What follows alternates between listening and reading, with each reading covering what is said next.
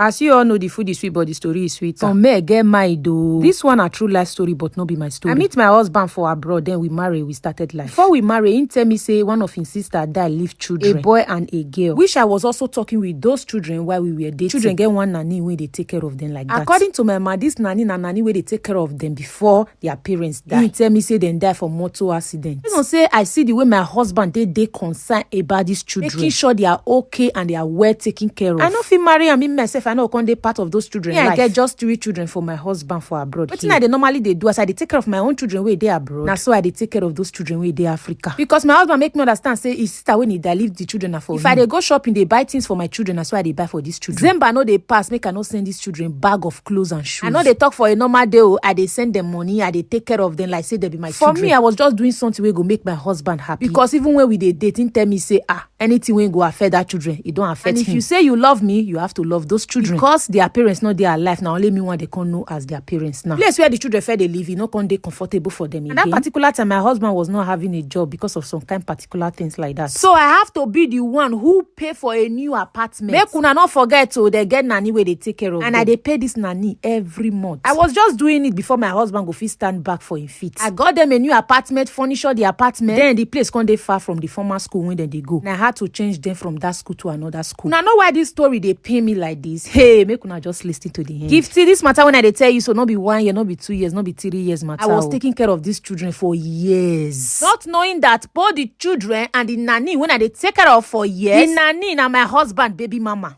The 2 children are my husband children, like biological children. Now, let's talk about how she find out. Sometimes people go to talk, say, no, they good, though they good, no, they pay. My own good deal. Now, it make me know the truth. So. Anytime when I go Africa, I know say I go reach my husband people then side. I always prepare myself, buy things for the children now, make them tell oh, but this has been happening for years because I also they get for my own family too. And last year when I go Africa, my husband, younger brother, their last born. Before I they come out, they do sales for this city when I they stay for abroad. So I got some Nike and Puma nice shoes. Because that my husband, the last born, I too like and too they go message for me. I was like, make I just see surprise and with nice designers things. So I reach Nigeria and now I carry the thing give her. That evening I come tell me say, auntie, get one bar way just open, very nice. Now daytime you go like it. Say me, I love enjoyment. I was like, where we go now? Make una not worry. When it comes to handbag, now he be my handbag whenever I reach Nigeria. They sabi show me around and I himself they drive me. Like now he be my driver. Now driver they call. Now when we reach the bar, we they drink, we they eat. Now there this boy come tell me say this thing when you want tell me so you know say the whole family go first. That means everybody for the family knew about it. Of course they go. But he no care because in mind they judge him. Because I too dey nice to him. So he want tell me something when I don't know about the family. Say the children when I they take care of and their nanny. Say na hear that brother baby mama